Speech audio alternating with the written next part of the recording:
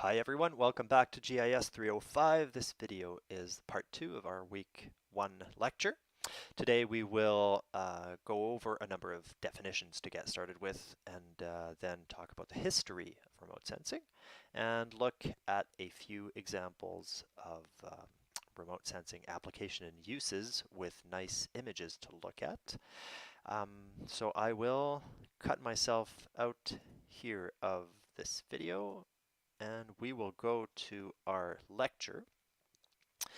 If you scroll down to page 6 or slide number 6 of your lecture for week 1, you'll be at part 2 of our introduction to remote sensing. The first thing I wanted us to talk about this week is actually a word that you will come across as part of your remote sensing journey, and that is photogrammetry. Photogrammetry will not be an important part of this GIS 305 course, and I'll tell you why soon. But let's just define it first. Photogrammetry, what we mean by it is the art or science of obtaining reliable measurements by means of photography. You'll note that this definition is from 1952, so quite old. But really that was during the golden age of air photo image acquisition and interpretation. Photogrammetry was really the tool by which most of the world was first discovered and mapped in fairly detailed ways. That's how definitely Canada was all mapped at first, so using air photos. But photogrammetry can also mean, in today's world, the use of photos to generate 3D models, to do highly detailed, high-resolution work with, for instance, drones. So photogrammetry is very much still a relevant thing and modern thing today. The distinction between photogrammetry and today's classic understanding of remote sensing is essentially the use of photography versus satellite-based imagery. And because satellites fly, if you want, or orbit the Earth at such a high altitude compared to airborne aerial photography systems, the geometry of the acquisition is very different, and photogrammetry very much deals with the geometrical implications of photography. And that's something we won't address as part of this course, mainly because it is addressed in another course that Selkirk College offers, and that's the course that deals with GPS and drone work. So we won't be looking at the details of photogrammetry, but I wanted to mention to you that definitely photogrammetry is a relevant thing, and you have an example here of how the process of air photo interpretation was used to produce orthophoto, which means photos that are correctly geopositions for their imagery, to make highly detailed maps of the entire world. But we'll move on, and I won't be talking more about photogrammetry per se. Remote sensing. Here we have a definition that was proposed in 1983. I will read it. Remote sensing is the measurement or acquisition of information of some property of an object or phenomenon by a recording device that is not in physical or intimate contact with the object or phenomenon under study. So that's a very broad definition. The classic application or the classic idea we have around remote sensing is photography. Here you have an old photo of the Bonington Falls and that island that is obviously very inaccessible.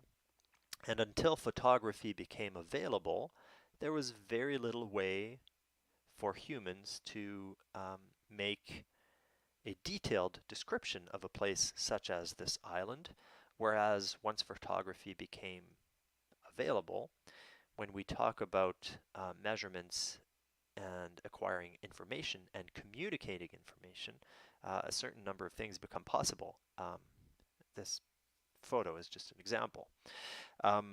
But as you can tell, this definition is also very broad, and an image such as this, which is acquired through an MRI scan of a foot, well, it's also information of some property of this object or phenomenon, and it would fit this definition.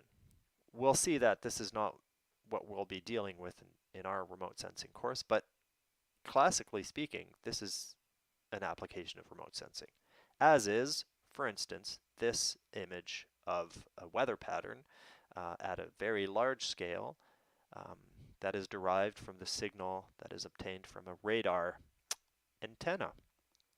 So broad definition of remote sensing. Let's touch on different definitions, but we can think also about, maybe taking a picture. What if you take a picture with your mobile phone? Can that become a source of remote sensing information? And according to this definition, and obviously you'll have understood that yes, mobile phones are actually a very powerful tool for a number of remote sensing applications. But let's just keep going on and look at a bit of a more technical definition. And here we'll note that photogrammetry and remote sensing are defined together by here the association, the American Society for Photogrammetry and Remote Sensing, a more recent definition. And they define photogrammetry and remote sensing as the art, science, and technology of obtaining reliable information about physical objects and the environment through the process of recording, measuring, and interpreting imagery and digital representations of energy patterns derived from a non-contact sensor system. So sensor is an important word here, and it's something we'll be looking into in much more detail next week.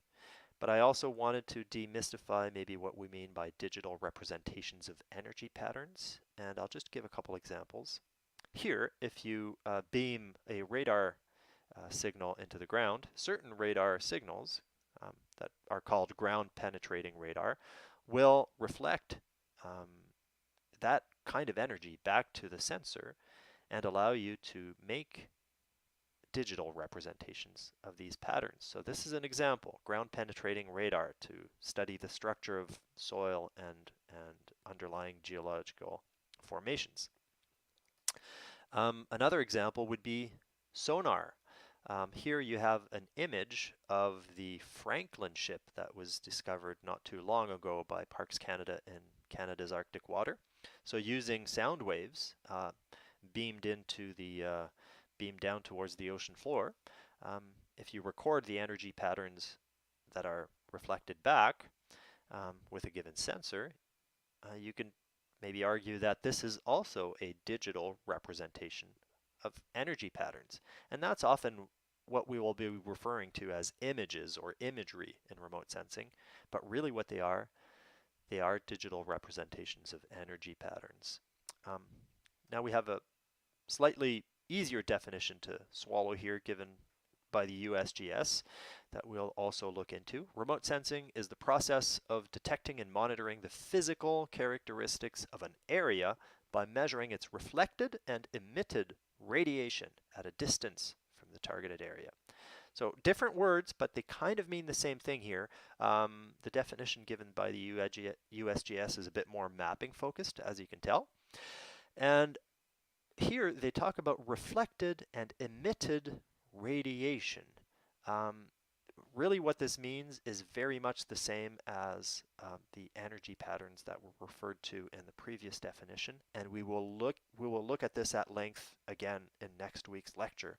But just keep in mind that what remote sensing deals with is really energy patterns, energy as it is reflected or emitted by targets.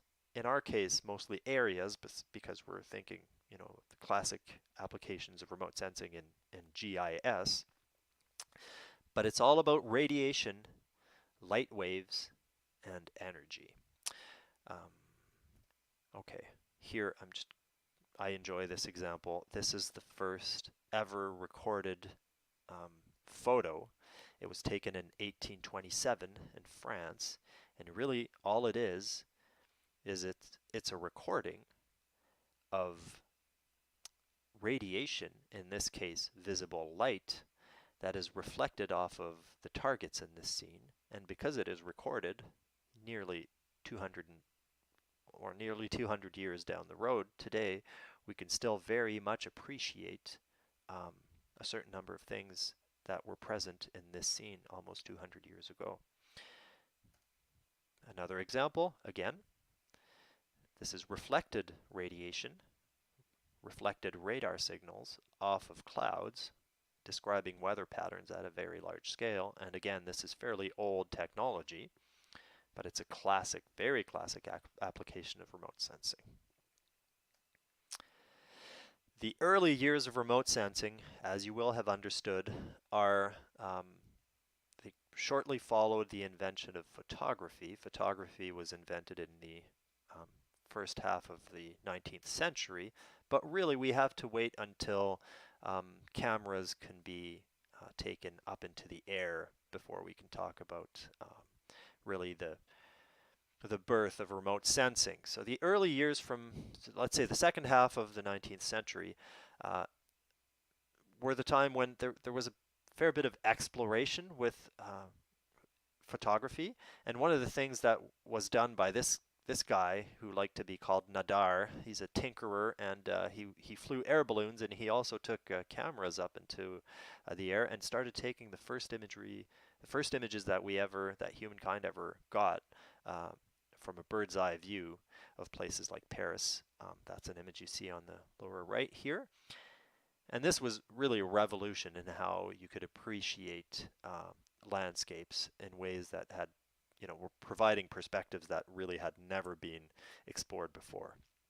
Similarly, interestingly enough, during that period, tinkerers were able to miniaturize cameras enough to fit them on messenger pigeons, and some of the earliest bird's eye views of the world that we have were actually captured by pigeons. And I wonder if this here might not actually be an example of that. I'm not sure. But then really in 1903, what changed everything was the advent of airplanes. The golden age of aerial photography is really the first half, and up until 1960 really, the first half of the 20th century. And here I give a few examples of applications that were made by military uses of cameras over the course of that period. In the First World War, at first, aerial photography was not used at all, and then people would draw sketches from some of those early airplane missions. But soon enough, when they discovered that cameras could be mounted on planes and take photos such as this on your right, they understood the power of air photography in its capacity to give very detailed information on, for instance, here, these are all trenches of the First World War on the front. And then in the 1920s, there was a massive expansion of the technology of air photos, and that's how Canada was first mapped at a very large scale.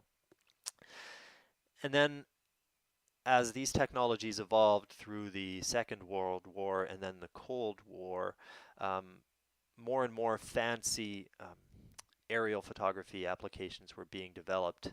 Here you have what is called the U-2 plane. It's an American surveillance plane from the 1950s and 60s. It would fly at extremely high latitudes in secretive missions and take photos such as this on your lower right of an air base deep in Siberia. But even though these planes were, flying higher and higher, they would once in a while be taken down by missiles, and this pushed, surveillance and military technologies all the way into space eventually, which happened in 1960. So really, in 1960, remote sensing enters the space age. This is an artist's representation of the first satellite ever launched for surveillance. But interestingly enough, this satellite, the sensor that it carries on board is still a film-based sensor. This satellite would essentially take photos exposing rolls of film,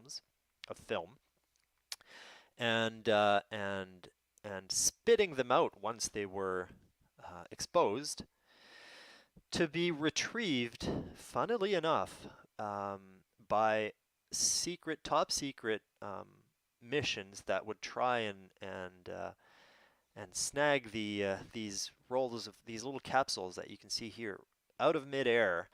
Um, Otherwise, they would auto-destruct, and that was how, remote sensing entered the space age. You'll see that that quickly evolved, but that was the birth of remote sensing as a space-based technology. From the 1960s and onward, remote sensing really was born. Actually, the word remote sensing was coined in 1960. And it's born out of the combination of a certain number of things. So the development of satellites that, like we just said, and today there are close to 5,000 satellites, 600 of which are specifically for Earth observation purposes. So satellite technology became available starting in the 1960s. Computers were being developed during that time. Data formats that are actually digital and not analog, such as film, were also being developed starting in the 60s. A growing concern for the environment and the development of sensors recording in different parts of the electromagnetic spectrum. This is something very important we're going to talk about at length later. But the combination of all these factors is really why we say that remote sensing really was born around 1960. In the 21st century, today, we can really say that remote sensing is also we're kind of entering the age of remote sensing as a powerful tool that is available to the people through digital cameras, which only really started to become available to the general public in the early 2000s. The vast increase in computer memory and computer processing capabilities for common computers. The online image and terrain viewers such as Google Earth and Bing Maps that really revolutionized how people thought of satellite imagery, and they seem very natural today, but they only date back about 12 years, really. We've talked about unmanned aerial vehicles, otherwise known as drones, and they have also only for a few years become much more accessible. And finally, today we have free or affordable, if not free, then affordable, powerful, and user-friendly software that are enabling really remote sensing to be power to the people as a means of study and technology in the 21st century. And the reason why we need to remember that remote sensing is so important is because there's really only two ways to acquire data for GIS, for Geographical Information Systems. And that is the ground-based approach, where you go out in the real world and do field measurements with technologies that are more and more sophisticated, but still field-based. And those observations and measurements are then converted into some kind of a spatial database. That's one way to do some mapping, and that's been done for a long time.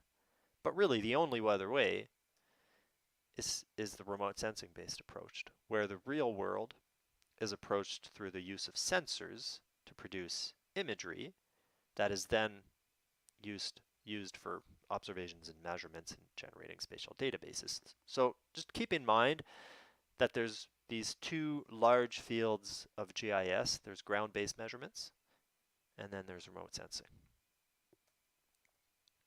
The ground-based approach can be very technical and still is today, and it's definitely one of the ways to get very highly detailed measurements such as survey grade spatial databases. But that's what it means. It's quite onerous and labor intensive. But for example, here you have a map of 1929. So this is just before air photos became very widely available technology. You know, large swaths of the country had already been mapped to a fairly high level of detail. In this case, this was the division of townships through the prairies and parts of BC um, by ground crews. So that those ground-based approaches are really what allowed us to understand the world at first in a fairly detailed way. But today, if we want to talk about remote sensing, we're talking about imagery and energy patterns, but they can be collected at different levels. Ground-based approaches mean that you make observations using instruments and sensors literally at the ground level or barely off the ground level using, for instance, cranes.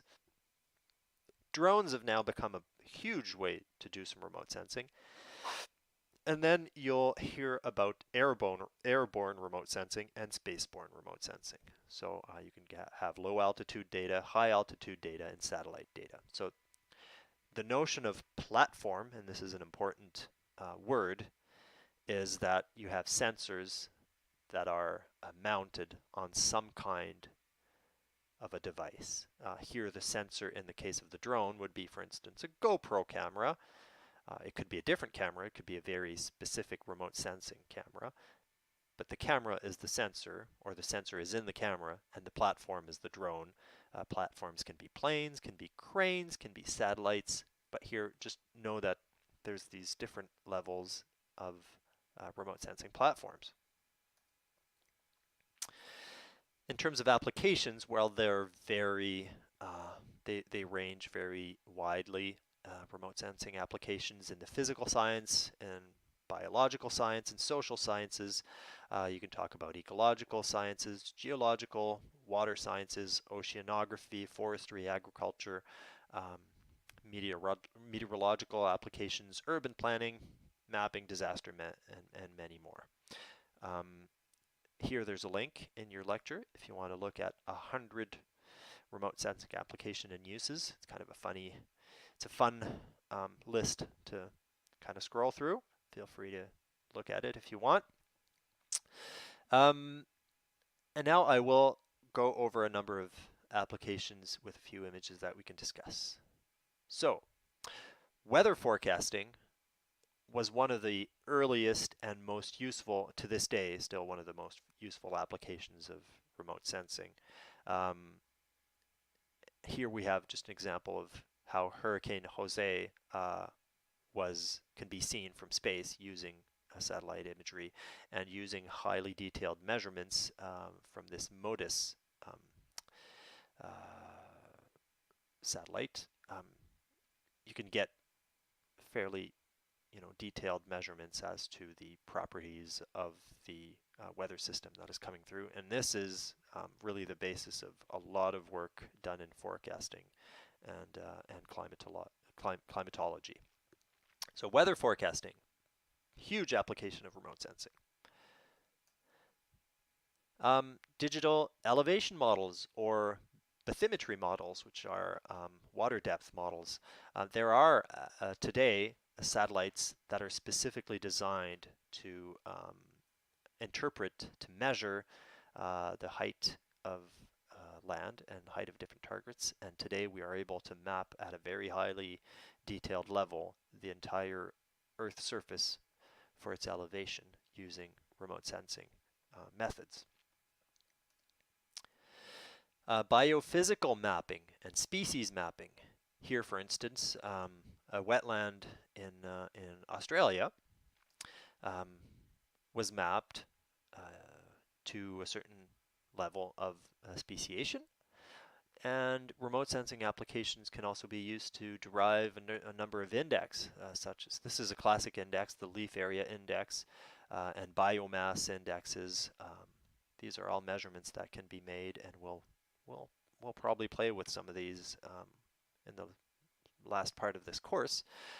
Classic applications of remote sensing. at another scale entirely, but in very similar concepts. Land cover classification of Canada can be made using remote sensing data. Um, there will be much coarser data, but again, interesting to note that these remote sensing applications can allow us to work at scales that are really, really massive. Change detection. Classic application and use of remote sensing. Here, you may recall that there was a disaster, an environmental disaster in Brazil not too long ago, a few weeks ago, when there was a mines tailing dam that burst. So this is the before image, and this is the after image, where you can see the mine tailings flood. And yeah, satellite imagery is available for this kind of change detection project. Disaster management. Well, yes, things like fires, especially in BC, are constantly surveilled using remote sensing method and satellite-based images. And so these are just a few examples, and I think this completes our part 2. So I will escape this presentation right now, and we will just stop the video here and go to part 3 next.